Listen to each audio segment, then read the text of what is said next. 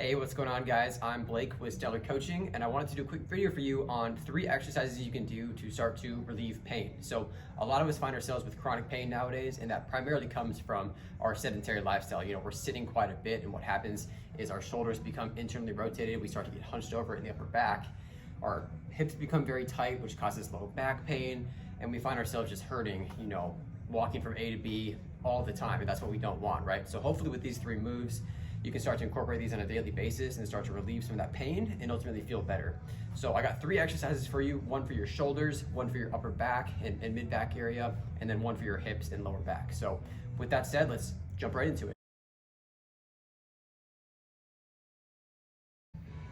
So this exercise here is called the wall circle. So this is going to be a great exercise for your shoulder health. So our shoulder is supposed to be able to rotate in a full circle. And with this exercise, you're gonna attempt to take that shoulder through its full range of motion with the wall providing feedback. So I'm here just next to a mirror, and I like to do this one kneeling. You can do it standing, but I find that if you're kneeling, you can't get a lot more of a stable base and really just focus on the shoulder moving and not the rest of your body. So that's the key here, is to get nice and squared up, everything tight, front knee squared up with the body. Go ahead and shrug those shoulders up and back. You're not gonna want this outside shoulder to move. This one's gonna be stable, locked into place. You can just put that hand on the knee. And then the other hand is gonna go straight against the wall here with the palm facing forward. So to start, you're just gonna start that circle, going up along the wall, and you're gonna get to a sticking point. It usually happens right when your hand is pointing about straight up. And when that happens, you're gonna probably start to feel some tension in your shoulders. So right there, just hold that point, squeeze into it, and if that's tough enough, then that's your exercise. So just come back down. Again, remember to stay tight and squared up. Only this shoulder is moving. So we're gonna go again. Now, assuming that that wasn't too tough for you, what you can do is you can keep going, and once you kind of get to that end range of motion, you're gonna rotate the palm into the mirror and keep going. And you're gonna press in as hard as you can. You're gonna probably start to feel that a lot more now, a lot more tension in the shoulder. Hold that for a few seconds, really squeeze in, create tension, and then rotate the palm back and come back forward. Now, if that's still okay, if you still have some range of motion there, you can go back through that, bringing that palm up along the wall, rotate, and you're gonna find an end range of motion there. And if you can, what this looks like, if you complete the full circle, is you'll keep going back with that palm, keeping this shoulder back. You're gonna rotate the palm once more and complete the circle. So that's what the full exercise would look like. Now, a lot of people are gonna have quite a bit of shoulder tightness. When they're internally rotated here like that, you're not gonna be able to get to that end range of motion back up here. And that's okay, just keep working through that first range of motion, trying to get everything looser. Just getting a couple extra inches each rep or each day, is progress. So that's the goal, is just to keep working through this range of motion, get that shoulder more and more loose, and it's gonna start to feel a lot better, and then you're gonna get that nice open and tall posture with your shoulders moving like they should be. So again, do that about 5 times, taking it very slow, and then turn around and do the other side.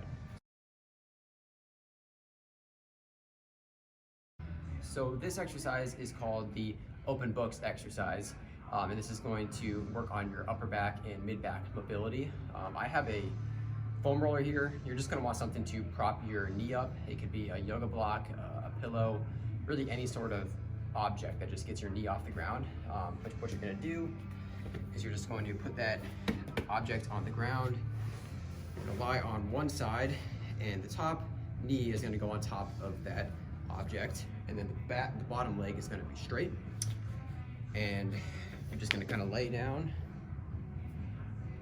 put your hands on top of each other like a closed book, and then you're gonna open up the top hand as far as you can go back, and keep your eyes on that hand the whole time to really test out your neck mobility.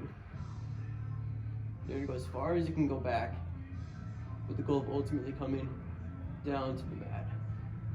okay. I can't even quite get there. I have some upper back tightness, and then you just come right back.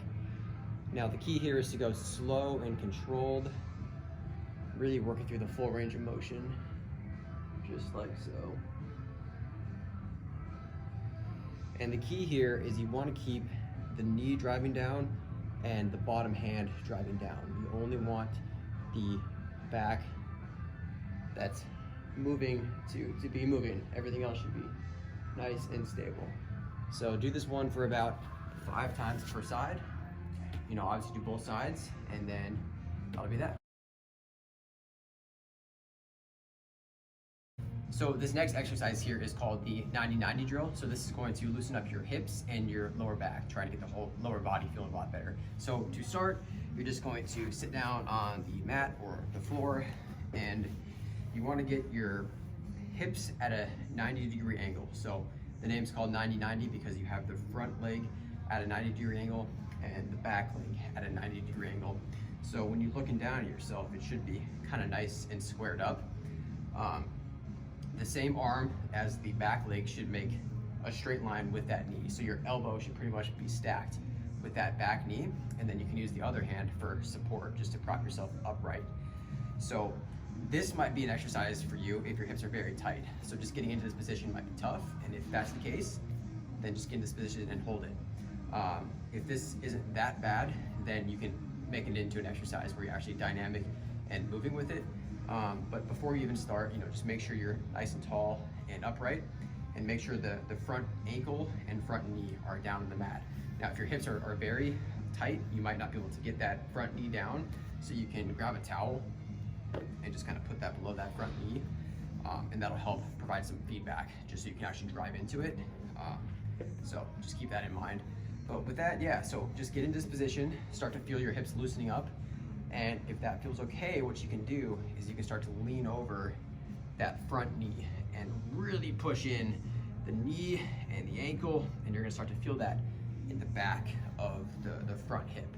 So I like to do that about 5 times per side with a nice hold at the end of each one. So drive down, squeeze in, really feel that hip tension, come back up, that would be 1. And then repeat. Drive down, feel the tension,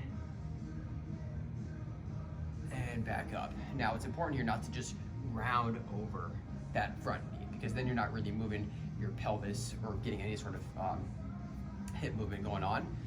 You want to really think about showing, I heard one good analogy, it's like showing your butt. If your butt was like headlights, you want to tilt those headlights up so that they point backwards. So you have to think about really driving over with a nice flat back and not just rounding your upper back over to get the tension. So do that about 5 times per side, and then obviously switch and do the other side. And if you do this one every single day, I promise it's going to make your hips feel a lot more loose and ultimately make your lower back feel a lot better.